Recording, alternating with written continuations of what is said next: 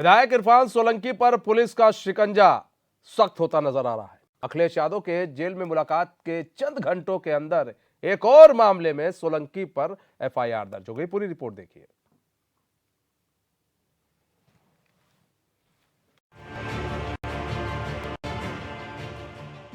इरफान सोलंकी नाम तो सुना ही होगा आपने, नहीं सुना तो इस रिपोर्ट को ध्यान से देखिए। आजम खान जो सियासत के एक ऐसे मजे हुए खिलाड़ी माने जाते हैं जो अपनी राजनीतिक चालों से अच्छों को पटकनी दे देते हैं, लेकिन जैसे ही योगी ने सीएम पद की शपथ ली उस वक्त से मानो इन लोगों का काल आ गया। अतीब, मुख्तार जैसे माफियाओं की तो मानो सामस्य आ गए। वही अपने रसूख से लोगों को हनक दिखाने वाले इरफान सोलंकी भी अब योगी के रडार पर आ गए हैं।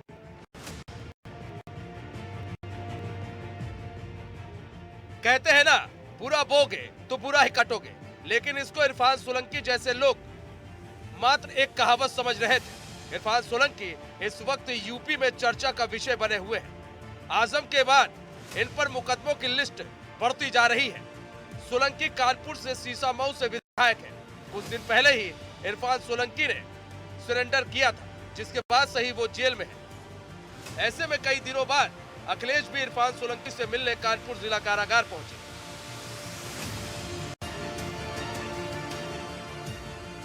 भारी सुरक्षा व्यवस्था के बीच अखिलेश यादव ने इरफान सोलंकी से जेल में तकरीबन 30 मिनट तक मुलाकात की। इसके बाद तिलमिलाए हुए जेल से बाहर निकले और भड़क पड़े योगी शासन पर। उन्होंने कहा, आगजनी के आरोप में जेल में बंद उनकी पार्टी के विधायक इरफान सोलंकी निर्दोष है, उन्हें फर्जी आरोपों में फंसाया गया है।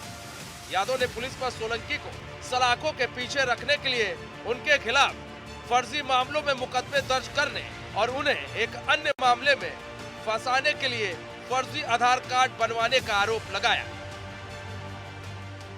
उन्हें झूठे मुकदमों में फंसाया गया है। जमीन के मसले होते हैं। मैं कभी कभी इस बात को नहीं समझ पाता हूं कि 3 बार समाजवादी सरकार रही। अगर वो गलत काम करना चाहते थे तो उस सरकार में भी गलत काम कर सकते थे, लेकिन आखिरकार कौन सी ताकत है, कौन सी साजिश है जिसके तहत उनको सामना करना पड़ रहा है जेल जाने का, और एक मुकदमे के बाद दूसरा मुकदमा, दूसरे मुकदमे के बाद तीसरा मुकदमा, जिससे जेल से बाहर ना आ पाए। मैं ये प्रेस के सामने बड़ी जिम्मेदारी के साथ ये कह सकता हूँ, ये भारतीय जनता पार्टी की सोची समझी रणनीति और साजिश है कि समाजवादी पार्टी के नेता कार्यकर्ता झूठे मुकदमे में फंसाए जाएं, उन्हें जेल भेजा जाए। हर मोर्चे पर इरफान सोलंकी का बचाव करते हुए पूर्व मुख्यमंत्री अखिलेश यादव ने कहा, सोलंकी फरार नहीं हुआ होता तो पुलिस उनके साथ वैसा ही बर्ताव करती जैसा कारोबारी बलवंत सिंह के साथ किया गया, जिन्हें पुलिस हिरासत में मार डाला गया। या उनका हाल विकास दुबे जैसा हो सकता था, जिसे मुठभेड़ में मार दिया गया था। वहीं उन्होंने अधिकारियों को हिदायत देते हुए कहा, अफसर ये ना भूलें कि वक्त हमेशा बदलता है और भविष्य में उनके खिलाफ भी कार्रवाई हो सकती है। बलवंत सिंह की जिस तरीके से पुलिस ने पिटाई कर करके और केवल इस बात को लेकर के पूछताछ के बहाने पुलिस ने इतना मारा कि उसकी जान चली गई। उसके शरीर पर जो निशान हैं, जिसने भी देखे उसको दुख हुआ होगा कि आज के समय पर सरकारें ऐसी भी हैं जो अंग्रेजों को पीछे छोड़ दिया है। उसका कोई शरीर का हिस्सा ऐसा नहीं था जिस पर नीले निशान न पड़ गए हों। विधायक इरफान के खिलाफ साजिश है, षड्यंत्र है, और समाजवादी पार्टी के एक एक विधायक पर षड्यंत्र इसी तरह चल रहा है। कुछ अधिकारी हैं जो मनमानी कर रहे हैं। अधिकारी ये न भूलें कि समय बदलता है। अगर गैर कानूनी काम करते हैं तो कानून उनके लिए भी वही है। अगर आज वो झूठा फंसा रहे हैं तो कानून के तहत कार्रवाई उन पर भी होगी। अब इसे सहयोग कहे या फिर कुछ और, इरफान सोलंकी से मुलाकात के 2 घंटे के अंदर अंदर एक और मुकदमा सोलंकी को ऊपर हो गया। सोलंकी पर बांग्लादेशी परिवार को गलत तरीके से प्रमाण पत्र जारी करने के आरोप में मुकदमा दर्ज किया गया है। दरअसल बांग्लादेश के खुलना निवासी रिजवान मोहम्मद, उसकी पत्नी, 2 बच्चों तथा ससुर को बीते 12 दिसंबर को फर्जी दस्तावेज रखने के आरोप में कानपुर के मूलगंज इलाके में पकड़ा गया था। सोलंकी का मूलगंज के 54/2022 के मुकदमे में पूरी तरह से सहयोग करना और उनको फैसिलिटेट करना और जानबूझ करके भारतीय नागरिक बनाने का कार्य करने, सहयोग करने, करवाए जाने, और जैसा कि उनके बयानों में आया है तो जितनी भी धाराएं हैं उन सभी धाराओं में हमने हाजी इरफान सोलंकी को गिरफ्तार किया है। आगे विवेचना के क्रम में धाराएं कुछ रहेंगी, कम होंगी या बढ़ेंगी, वो विवेचना में आए हुए तथ्यों के ऊपर निर्भर करता है। कुल मिलाकर सवाल यह उठता है, इरफान सोलंकी अगर सही है तो फिर अखिलेश यादव इतने चिंतित क्यों है? कहते हैं सत्य को किसी प्रमाण की जरूरत नहीं होती। सवाल यह भी उठता है कि अखिलेश को सोलंकी से मिलने में इतना वक्त कैसे लग गया? भाई अब वो अपने नेता को बचाने के लिए क्या करेंगे अगर वो सही है तो? एचएनएन के लिए कानपुर से इब्ने हसन की रिपोर्ट। तो विधायक इरफान सोलंकी की मुश्किलें आजम खान की तरह बढ़ती जा रही है। आजम खान जो इस वक्त बेल पर बाहर है और अभी उपचुनाव के दौरान आपने देखा किस तरह से रामपुर में उनका दर्द भी झलकता नजर आया, कई जगहों पर रोते नजर आए। इरफान सोलंकी भी एक ऐसी ही तस्वीर अब बनते जा रहे हैं यूपी के अंदर। अब लगातार उनके ऊपर पुलिस का जो शिकंजा है वो कसता जा रहा है। कई मामले अब उन पर दर्ज हो रहे हैं।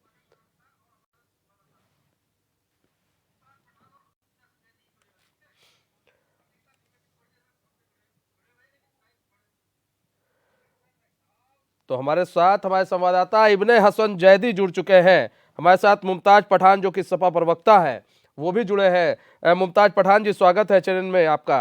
अंकित मिश्रा फोन लाइन पर जुड़े हुए हैं, आपका भी स्वागत है।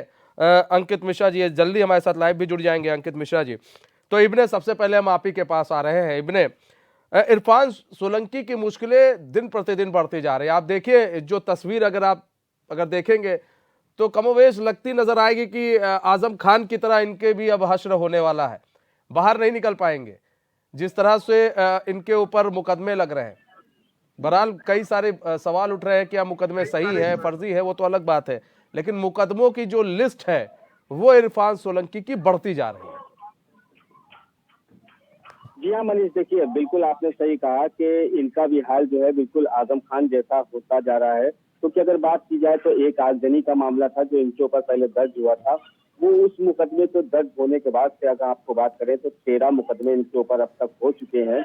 और कल जब अखिलेश यादव खुद आए थे इनसे मिलने के लिए और इनसे मिल के गए हैं यहाँ से, और इनके मिल के जाने के बाद जो है उसके बाद फिर से एक मुकदमा जो है इनके ऊपर तो फिर से कायम कर दिया जाता है कि 11 दिसंबर को मूलगंज थाना इलाके से जो है एक बांग्लादेशी नागरिक को पकड़ा गया था, और पकड़ने के बाद तमाम छानबीन करने के बाद उसको जेल भी भेज दिया गया था। मगर उसी के आधार पर जो मुकदमा था होना वो अभी तक नहीं हुआ था। लेकिन कल जब अखिलेश यादव आते हैं और वो यहाँ से जाते हैं, उसके बाद ज्वाइंट कमिश्नर जो है यहाँ पर प्रेस कॉन्फ्रेंस करते हैं आनन फानन में, और उसमें वो जानकारी देते हैं मीडिया को कि पर एक और मुकदमा जो ये बांग्लादेशी नागरिक था उसको मदद पहुंचाने, उसको सर्टिफिकेट देने, उसको इंडियन बनाना और तमाम सारी जो क्या दिक्कतें होती थी उसको दूर करने के लिए हर संभव प्रयास करते थे, उसके साथ थे। तो इसलिए उनके ऊपर भी मुकदमा ये वाला कायम किया जा रहा है और मुकदमे में भी गिरफ्तारी है, क्योंकि लिहाजा वो पहले ही आगजनी के मामले में जेल में है, तो इसलिए खाली इस पे मुकदमा भी कायम कर लिया गया। और सबसे अपने दर्शकों को जैसे कि कयास लगाए जा रहे थे, कल जब पूर्व मुख्यमंत्री जो थे अखिलेश यादव कल यहाँ आए थे तो उसके बाद ये भी कयास लगने शुरू हो गए थे क्या इनकी जेल को यहाँ से ट्रांसफर किया जाएगा, इनको शिफ्ट किया जाएगा। तो वही आज जो है मामला सामने निकल कर आया है कि अब इरफान सोलंकी को यहाँ से जिला कारागार कानपुर से निकालकर महाराजगंज जेल में भेजा जाएगा। अगर इसकी बात की जाए तो इस पे भी सुरक्षा कारणों का हवाला देते हुए शिफ्टिंग की बात कही जा रही है। जी महाराजगंज अब जिला जेल भेजा जा सकता है। मुमताज पठान जी, लगातार ये सपा कहती आई है कि हमारे जो लोग हैं उन पर फर्जी मुकदमे डाले जा रहे हैं। आजम खान पर भी आपने कहा, अब ये इरफान सोलंकी पर भी आप लोग कह रहे हैं। अगर कोई चीज़ गलत हो रही है और आपको लग रहा है कि इरफान सोलंकी सही है, मान लीजिए सही है, आप मानते हैं सही है, तो कोर्ट पे छोड़ दीजिए, कोर्ट डिसाइड कर देगा कि कौन सही है कौन गलत है। सबूत तो नहीं होगा ना तो फिर पुलिस के पास, अगर इरफान सोलंकी सही है तो। ये पूरी तरीके से नाकाम सरकार है। कानून व्यवस्था देख लीजिए प्रदेश के अंदर क्या हाल है कानून व्यवस्था का। कस्टडी में लोगों की मौतें हो रही हैं और ये लोग समाजवादी पार्टी के विधायकों को जबरदस्ती फर्जी मुकदमे द्वारा फंसाने की कोशिश कर रहे हैं। आप रामपुर का उदाहरण देख सकते हैं, रामपुर में किस प्रकार से आजम खान का उत्पीड़न हुआ, उसी प्रकार से इरफान सोलंकी जी जो जनप्रिय नेता है और बहुत ज्यादा उनका पब्लिक में उनके काम है, उन्हें देखते हुए भारतीय जनता पार्टी समाजवादी पार्टी के विधायकों को फर्जी मुकदमे लगा फंसाना चाह रही है। नाकाम है, कानून व्यवस्था फेल है और लोगों की कस्टडी में मौत हो रही है। कानून व्यवस्था फेल है मुमताज पठान, लेकिन जिस तरह से आप देखिए ना, अखिलेश यादव फिर आते हैं, कहते हैं जो लोग जो अधिकारी मिले हुए हैं, कभी हमारी भी सरकार आएगी, सरकार पलटेगी तो उन पर भी कार्रवाई की जाएगी। तो ये धमकी किस बात की देते फिरते हैं ये सपा के नेता?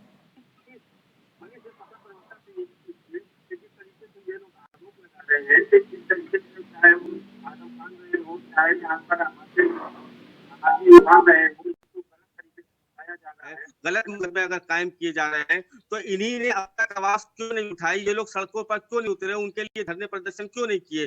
जब आखिरकार वो जेल चले जाते हैं और जेल जाने के इतने दिन के बाद ही आखिर उनकी सुध क्यों ली जाती है? जब ये सब गलत है तो आप लोग सड़कों पर उतर के क्यों नहीं आ रहे हैं? आप भी तो एक समाजवादी पार्टी है, उत्तर प्रदेश में आप विपक्ष की पार्टी बने हुए हैं, सबसे बड़ी पार्टी है, उसके बाद भी आप अपने विधायक के लिए नहीं करते हैं। तो क्या ये माना जाए आपसे पठान जी कि कहीं ना कहीं ये मामले सही है, तभी तो आप लोग सड़कों पर उतर के नहीं आते हैं, उनके लिए धरने प्रदर्शन नहीं करते हैं? मुमताज पठान जवाब दीजिए। देखिए, सबसे बड़ी चीज ये है कि अगर आपके भाई नेता सही हैं, आपको रामपुर पहुंचने में अखिलेश यादव को काफी समय लग गए, इरफान सोलंकी के भी मामले में कानपुर पहुंचने में बहुत समय लग गए और रामपुर में पहुंचने में बहुत समय लग गए, तो ये समय लग रहा है। मतलब कि अखिलेश यादव उस वक्त जेल में जाते हैं किसी से मिलने अपने नेताओं से, जब ऐसे वक्त में जाएंगे जब वहां पर कोई घटना हो जाए। अब देखिए, बलवंत का मामला आया, पहुंच गए, वो सोचे कि चलो कानपुर इसी बहाने वहां पर भी जाएंगे, थोड़ी राजनीति रोटियां सेक ली जाएगी, उसके बाद इरफान सोलंकी से मिलकर हम ये दिखा देंगे कि हम नेताओं के साथ हैं। लेकिन अगर आप नेता के साथ हैं तो उस वक्त क्यों साथ नहीं थे जब उनकी गिरफ्तारी की जा रही थी? मुमताज पठान। देखिए, आदरणीय राष्ट्रीय अध्यक्ष श्री अखिलेश यादव जी और समाजवादी पार्टी के तमाम नेता, समाजवादी पार्टी के किसी भी कार्यकर्ता का उत्पीड़न होगा, चाहे वो छोटा कार्यकर्ता हो, चाहे विधायक हो या एमपी हो, समाजवादी पार्टी उसके लिए सड़क से लेकर सदन तक आवाज उठाएगी। और समाजवादी पार्टी ने आदरणीय मोहम्मद आजम खान साहब के लिए के पक्ष में भी किसी प्रकार सड़क से लेकर संसद तक आवाज उठाई थी। माननीय अखिलेश यादव जी पहले व्यक्ति थे आजम खान साहब से मुलाकात करने वाले। माननीय आदरणीय अखिलेश यादव जी 3 दिन रामपुर रहे थे और कल आपको जैसे मालूम है इरफान सोलंकी जी से भी आदरणीय अखिलेश यादव जी मुलाकात कर आए हैं। हमारी पार्टी प्रत्येक कार्यकर्ता के साथ है, जुर्म के खिलाफ है, अन्याय के खिलाफ है। अंकित मिश्रा, आरोप लग रहे हैं कि बीजेपी जो है सपा के जितने भी विधायक है, कार्यकर्ता है, उनको फर्जी मुकदमों में अब अंदर डाल रही है। ये आरोप लग रहे हैं बीजेपी पर तब जब से योगी ने सत्ता संभाली है। क्या ये समझा जाए कि जब ये सत्ता में थे सपा के जितने भी विधायक कार्यकर्ता, उन्होंने सिर्फ गुंडाई की थी और उन्होंने तमाम तरह के फर्जी वाड़े किए थे, तो अब योगी शासन में उस चीज को सही किया जा रहा है, बेहतर किया जा रहा है? देखिए, ये जो आरोप लग रहे हैं ये आरोप बिल्कुल निराधार है और इन लोगों का काम ही है आरोप लगाना। और आप देख सकते हैं कि किस प्रकार से जो है इरफान सोलंकी ने जो है फर्जी दस्तावेज तैयार करवा करके और उन बांग्लादेशी नागरिकों को कानपुर की और भारत की नागरिकता दिलाने का काम किया। और सोचे कितनी बड़ी ये लोग साजिश के साथ जो है उनको भारतीय नागरिक बनाते फिर रहे हैं। और ऐसे न जाने कितने लोगों में हिंदुस्तान में जिनके पार्षद हैं, जिनके विधायक हैं और पार्षद ने उनके वहाँ पर जो उनका आवास भी प्रमाणित किया और जो है कुछ विधायक ने मुहर और दस्तखत के साथ उनको कानपुर का नागरिक बताया। तो यह बहुत ही शर्मनाक बात है।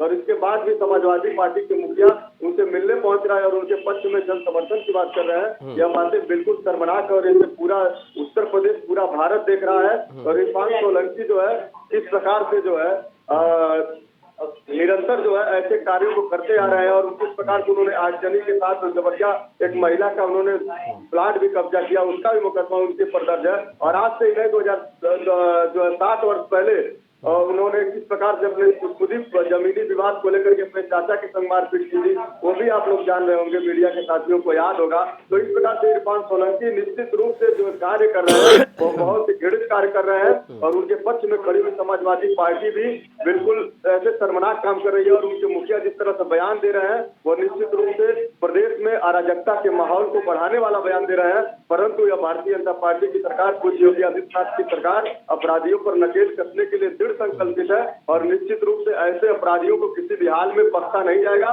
और उनकी जो भी करतूतें हैं वो उत्तर प्रदेश और पूरे जनमानस के सामने रखा जाएगा। तो अब इनको चिड़कियां हो रही है, बांग्लादेशी नागरिकों को हिंदुस्तानी नागरिक बना करके देश की जो है सुरक्षा के साथ, देश की व्यवस्था के साथ खिलवाड़ करना चाहते हैं और चाहते हैं कि ये पूरा देश उन्हें देखता रहे, तमाशा देखता रहे। लेकिन नहीं, यह उत्तर प्रदेश को नहीं हो सकता क्योंकि उत्तर प्रदेश में पूज्य योगी आदित्यनाथ जी की सरकार चल रही है और उन्हें किसी प्रकार से ऐसे कार्यों को करने की कभी इजाजत नहीं होगी। ठीक। इब्ने, सबसे बड़ी चीज ये है कि क्या जितने भी गुंडे माफिया जितने भी हैं सब सपा में ही आ गए हैं, अब इन पर अब कार्रवाई की जा रही है और कहीं गुंडे माफिया नहीं, मतलब सपा के अंदर सारे गुंडे माफिया आ गए हैं। इन लोगों ने जितना किया है अब सारा काला धंधा अब योगी सरकार में खुल रहा है कि तुम लोगों ने भैया कितनी गुंडाई की थी, अब सब खुलेगा तुम लोग पे, और तुम लोग विधायक हो और गुंडाई करोगे तब खुलेगा। अच्छा, बांग्लादेशी वाला मामला सामने आया तो सबसे बड़ी चीज ये है, प्रमाण पत्र जब दे रहे थे तो फिर क्या इरफान सोलंकी क्या सोच रहे थे कि किसी को क्या पता नहीं चलेगा या फिर इसमें उनको जबरदस्ती फंसाया जा रहा है? नहीं, बिल्कुल जबरदस्ती तो उन्हें किसी तरह से नहीं बताया जा रहा है और वो प्रमाण पत्र पहले सवाल का आपको जवाब दीजिए कि क्या सारे गुंडे बदमाश जो है समाजवादी पार्टी में? देखिए, ऐसा नहीं है कि सारे गुंडे बदमाश जो है खाली समाजवादी पार्टी में, हर पार्टी में कहीं ना कहीं कुछ लोग अच्छे कुछ लोग बुरे होते हैं। लेकिन कार्रवाई के ऊपर जो है कभी कभी जो है सवाल उठ जाते हैं कि मौके की और टाइमिंग को देख के जब उस पर कार्रवाइयां होती है तो उस पर सवाल जरूर उठते हैं। और रही दूसरी बात, अगर हम बात करते हैं बांग्लादेशी नागरिक की, तो कल ही ज्वाइंट कमिश्नर ने जो है प्रेस कॉन्फ्रेंस करके ये साफ तौर से कहा है कि इरफान सोलंकी को उसके बारे में अंकित आप शांत हो जाए, अंकित आप शांत हो जाए। हाँ बताएं इब्ने, आप बताएं। ज्वाइंट कमिश्नर ने साफ तौर से कल ये पीसी में अपनी कहा है कि इरफान सोलंकी को एकदम पता था कि ये बांग्लादेशी नागरिक है और उसके बावजूद भी इन्हीं ने उसको लिखित में प्रमाण पत्र दिया और भी उसकी हर संभव मदद इन्हीं ने करी है। तो ये साफ तौर से जब कानपुर पुलिस के ज्वाइंट कमिश्नर खुद बोल रहे हैं और कह रहे हैं कि जानते बूझते हुए इन्हीं ने उसकी मदद करी है, ये साफ तौर से उनका कहना है। तो इस वजह से इसके ऊपर फिर से एक और मुकदमा भी जो कायम किया जा रहा है। अब आप ये देख लीजिए कि टाइमिंग के ऊपर मैंने जैसे कहा कि टाइमिंग के ऊपर सवाल उठता है, तो हाँ, टाइमिंग को जरूर सवाल उठा है क्योंकि कल अखिलेश यादव आए थे। 11 दिसंबर को बांग्लादेशी नागरिक जो है वो गिरफ्तार किया गया था, उसके पास से कागजात बरामद हुए थे और उसमें इनका लेटर पैड भी था जिसपे इन्होंने जो है संतुष्टि करी थी, वो भी बरामद हुआ था, लेकिन तब मुकदमा कायम नहीं हुआ। तो बस टाइमिंग की बात होती है कि कल जब अखिलेश यादव आए हैं उनके जाने के 2 घंटे के बाद जो है एक और मुकदमा कायम हो जाता है और आज सुबह सूचना आती है कि इनका जो है यहाँ से जिला कारागार कानपुर से इनको यहाँ से निकालकर इनको महाराजगंज जेल भी भेजा जाएगा। तो बस खाली टाइमिंग की बात है, बाकी जो कुछ भी हो रहा है। कल अखिलेश यादव यहाँ आए थे, उनसे ही पूछा था, जैसे उन्होंने आरोप लगाए थे पुलिस के ऊपर, तो उनसे ही पूछा था कि यही पुलिस तो वो है कि जब आपकी सरकार थी तो यही पुलिस तब भी थी, तो अब ये पुलिस इतनी खराब कैसे हो गई है? तो उनका साफ तौर से कहना था कि ये आप लोग समझिए। और उनका एक जवाब ये भी था कि आप लोग समझिए पुलिस पहले क्या थी या अब क्या है। और उन्होंने ये भी कहा कि पत्रकार आप भी तब भी वही थे, आज भी आप वही पत्रकार हैं, लेकिन खबरें आप लोगों ने बदल दी है। जी यही सबसे बड़ी बात यही है मुमताज भाई, सबसे बड़ी बात यह है कि अखिलेश यादव 2000 जो ये आपका चुनाव हुआ इस बार विधानसभा का, इसमें अखिलेश यादव क्यों मात खाए? क्योंकि उन्होंने कई ऐसे छोटे जो पत्रकार थे उनको लेकर तमाम तरह की बातें की प्रेस कॉन्फ्रेंस के दौरान, इसलिए भी। और लगातार एलिगेशंस लगा देते हैं वो कि पत्रकार तब भी वो, तो जैसा कि अभी हमारे संवाददाता बता रहे हैं इब्ने कि तब भी वो पत्रकार थे और अब भी ये पत्रकार है, खबरें नहीं दिखाई जाती हैं, दबा ली जाती हैं, तमाम तरह की बातें दिखाई जाती हैं। मुमताज भाई एक चीज मैं नहीं आपसे ये जानना चाहूंगा कि एक चीज बता दे कोई हमें, अखिलेश यादव ये बता दे या आप ही बता दीजिए कि कौन सी ऐसी खबर है जो दबा दी गई। सारी खबर दिखाई जाती है और जब लोग फंसते हैं, बांग्लादेशी प्रमाण पत्र की बात आती है तो क्या इरफान सोलंकी जैसे लोग ये कैसे समझ लेते हैं कि हम कोई काम गलत करेंगे और फिर हम छूट जाएंगे और फिर हम हमारे ऊपर कोई कार्रवाई नहीं होगी। क्या तब इरफान, जैसा कि अभी आपके अखिलेश यादव ने भी कहा, मैं फिर से बयान सुनवा सकता हूं, अखिलेश यादव ने यह बात कही थी कि चेतावनी दी थी पुलिस वालों को कि सरकार बदल सकती है, जब हमारी सरकार आएगी तो हम आप पर कार्रवाई करेंगे। तो ये क्या है, ये कौन सी देश की भावना दिखा रहे हो, किसको चेतावनी दे रहे हो, किसको डरा रहे हैं वो? देखिए साहब, आप भी भली भांति जानते हैं, हम भी भली भांति जानते हैं पुलिस उत्तर प्रदेश में किसके इशारों पर काम कर रही है। आपके समय में किसके इशारों पर काम करती थी हमें बता दें। लखीमपुर में एक मंत्री आप नहीं मुमताज भाई, आप ठीक है, आपके समय में किसके इशारों पर काम करती थी पुलिस? किसानों को कुचल देता है और पुलिस उसे गिरफ्तार करने में कितनी आनाकानी करती है। जब विपक्ष रोल मचाता है, जब गिरफ्तारी होती है, नहीं जब गिरफ्तार, चलिए आप कहाँ रहते हैं, आपके कार्यकर्ता कहाँ थे जब इरफान सोलंकी की गिरफ्तारी हो रही थी? पठान भाई, हमारे कार्यकर्ताओं ने हाँ घर में थे, आपके कार्यकर्ता घर में थे, टीवी देख रहे थे, समाचार देख रहे थे। समाजवादी पार्टी की बात करिए, इनसे पूछिए कि आप जो है अपनी पार्टी, विपक्ष की पार्टी आप बताते हैं इतनी बड़ी पार्टी है और आपके नेता जो है हर मुद्दे पर अगर उठा रहे हैं तो ये बढ़ती महंगाई के लिए उनसे पूछा गया, उनसे बेरोजगारी के लिए बात करी गई, कभी ये आप सड़कों पे कहीं दिखाई दिए इन मुद्दों को लेके? तो ये सड़कों पर नहीं दिखते हैं। अब ये भी मायावती हो गए, जो पूर्व मुख्यमंत्री रह चुकी है मायावती, वो भी वही हो गए, ट्वीट खेलेंगे। अब ये भी मुमताज भाई, अब आप लोग भी ट्विटर मतलब सोशल मीडिया का कैसे यूज करना है। पहले तो सोशल मीडिया के जितने भी पत्रकार हैं उनको गाली देते हैं और खुद यूज आप लोग को बहुत अच्छे से कर रहे हैं। अब अगर उत्तर प्रदेश में कोई विपक्ष के नाम पे बचा हुआ है तो समाजवादी पार्टी ही मुकाबला कर रही है। हाँ, आप कहाँ मुकाबला कर रही है मुमताज भाई, कहाँ मुकाबला कर रही है मुमताज भाई, हमें बताइए कहाँ मुकाबला कर रही है? हमने मैनपुरी जीता है, खदोली भराया और रामपुर में कितने, अरे वो जिताया हराया, बताइए मुकाबला कहाँ कर रही है, किस मुद्दे पर आप उठ रहे हैं, हमें बताइए किस मुद्दे पर आप लोग आ रहे हैं। सोलंकी को आप बचाने की कह रहे, सोलंकी के ऊपर गलत मुकदमा दर्ज किया, आप बताइए कहाँ दिख गए सड़कों पर, सोलंकी के लिए कहाँ दिख गए सड़कों पर इरफान मुमताज भाई? क्या रामपुर में जो माँ बहनों के साथ, बुजुर्गों के साथ अत्याचार हुआ है, मीडिया ने तो दिखाया।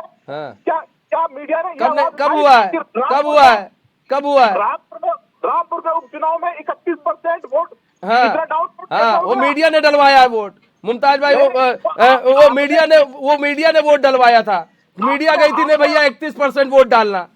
आपने आवाज उठाई? आपके नेता पहुंचते नहीं है, लास्ट टाइम पर रामपुर में पहुंचते हैं आपके नेता, आप हमें बात बता रहे हैं।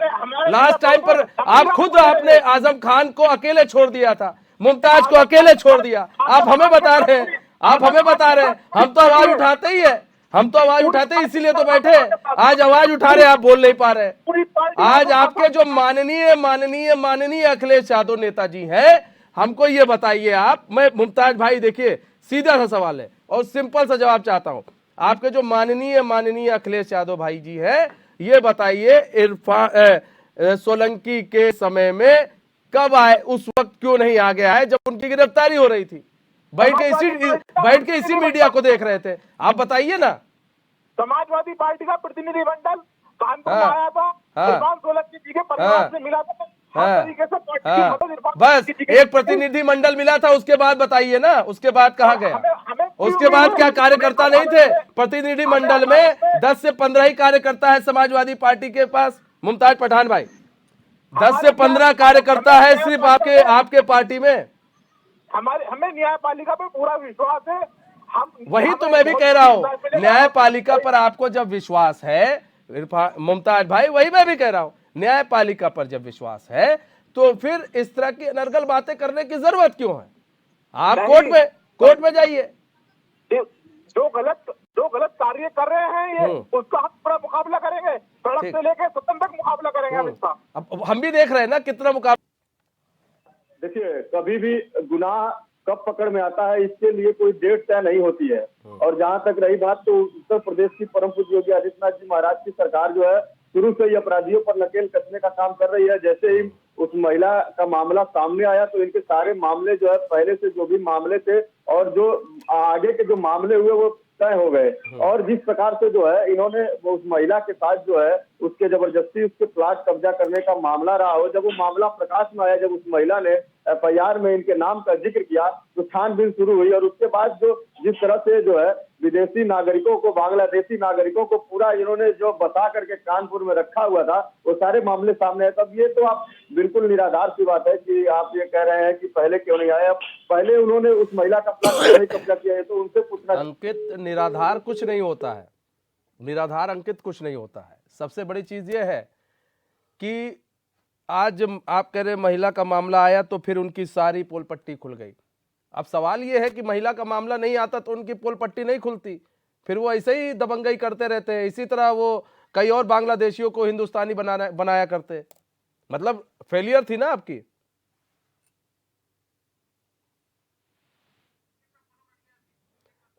ठीक है, लगता है अंकित का संपर्क हमसे टूट गया। हम दोबारा संपर्क साधने की कोशिश करेंगे।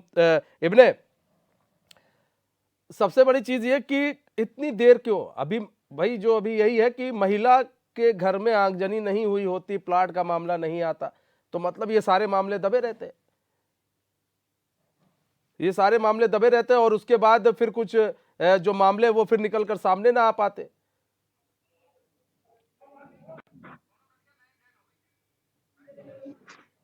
लगता है मेहमानों से हमारा संपर्क टूट गया। हम दोबारा संपर्क साधने की कोशिश करेंगे। तो देखिए, सबसे बड़ी चीज यह है, सवाल यह भी उठ रहा है कि अगर महिला ने एफआईआर दर्ज ना कराई होती कि उसके प्लाट का मामला है, विधायक की बात है, तो शायद जो मामला है फिर इरफान सोलंकी के ऊपर जितने भी मुकदमे दर्ज हो रहे हैं वो मुकदमे भी दर्ज ना हुए होते।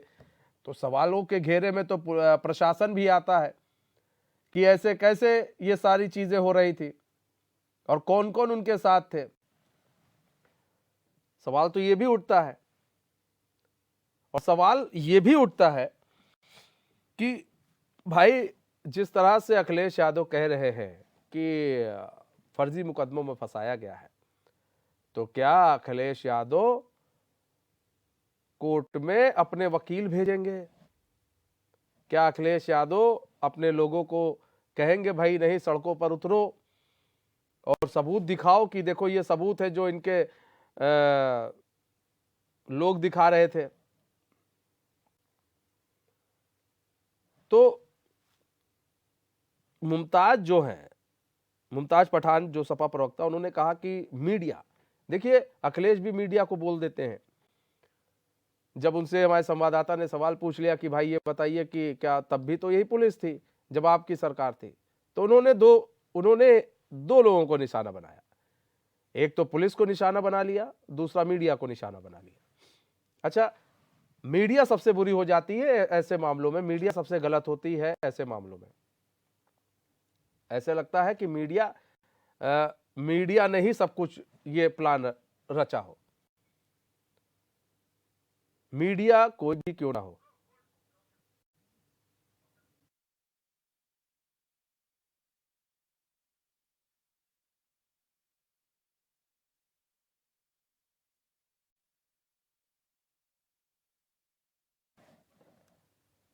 तो इरफान सोलंकी जो है, इरफान सोलंकी की जो मुश्किलें हैं वो कम नहीं हो रही है, बढ़ती जा रही है। दूसरी चीज ये भी है कि इस चीज को समझना होगा, जिस तरह से मीडिया पर सवाल उठते हैं, पुलिस पर सवाल उठ रहे हैं, ठीक है, अगर आपको लगता है कि पुलिस गलत है तो भाई गलत चीजों को पुलिस कोर्ट में साबित नहीं कर सकती, आप कोर्ट में जाइए। इस तरह से आप पुलिस प्रशासन को चेतावनी दे रहे हैं कि एक वक्त ऐसा आएगा जब हमारी भी सरकार होगी, तमाम तरह की बातें की जा रही है, तो ये गलत है।